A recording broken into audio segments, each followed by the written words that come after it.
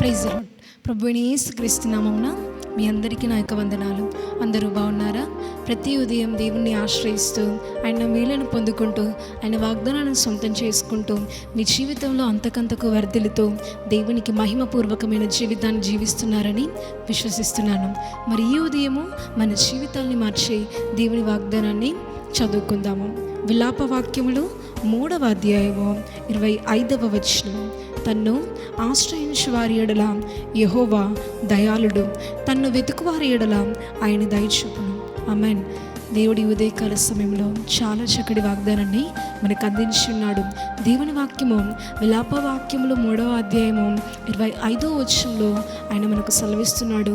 నువ్వు ఆయన్ని వెతికితే, ఆయన్ని ఆశ్రయిస్తే దేవుని కనికరము, దేవుని దయాళత్వము నీ మీదికి వస్తుందని.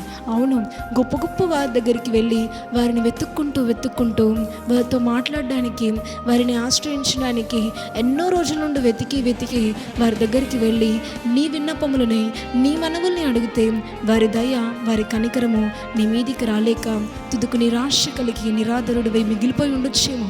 ఒక్కసారి నరమాతృల కంటే గొప్పవాడును, నీ ప్రతి అవసరమును, నీ ప్రతి అక్కరిని తీర్చివాడైనా ఒక్కసారి యేసేని ఉదయకాల సమయంలో ఆశ్రయించు, ఉదయకాల సమయంలో వెతుకు. దేవుడు ఖచ్చితంగా నీ మీద దయ చూపిస్తాడు. ఆయన దయ నీ మీద ఉంటుంది కాబట్టి నువ్వు అడుగుపెట్టే ప్రతి స్థలమెల్లా ఏ మనుషుని ఎదుట నువ్వు నిలబడినప్పటికీ మనుషుల దయ మన మీద ఉంటుంది. దేవుడు మనల్ని ఎంతగానో ప్రేమిస్తున్నాడు కాబట్టి నువ్వు ఆయన్ని వెతుకు, నువ్వు ఆయన్ని ఆశ్రయించు. దేవుడు ఖచ్చితంగా తన దయని నీ మీద చూపిస్తాడు. యేసయ్య ఏ రీతిగా అయితే మనుషుల దయ ఎందును దేవుని దయ ఎందును వర్ధిల్లినాడు, సమూయేలు ఏ రీతిగా అయితే మనుషుల దయ ఎందును దేవుని దయ ఎందును వర్ధిల్లినాడు, నువ్వు కూడా వర్ధిల్లింపులేని జీవితంలో మనుషుల దయను పొందుకోలేక, దేవుని దయని పొందుకోలేక, మనుషుల కనికరమును పొందుకోలేక నీవు మనుషుల ఎదుట నిలబడినప్పుడు మనుషుల ఎన్నో హృదయాలు కఠినపరచబడి నీ అవసరతలు తీర్చబడట్లేదేమో. కానీ ఒక్కసారి యేసయ్యని వెతుకు. ఈ రోజు నుండి యేసయ్యని ఆశీర్వదించి, ఈ రోజు నుండి యేసయ్యని ఆశ్రయించి, ఈ రోజు నుండి ఖచ్చితంగా మనుషుల దయ నీ మీదికి రాబోతుంది, దేవుని దయ నీ మీదికి రాబోతుంది. నీ జీవితంలో నువ్వు వర్ధిల్లబోతున్నావు. నిన్ను చూసి నవ్విన వారు నీవు వారి ఎదుట ఘనపరచబోతున్నావు.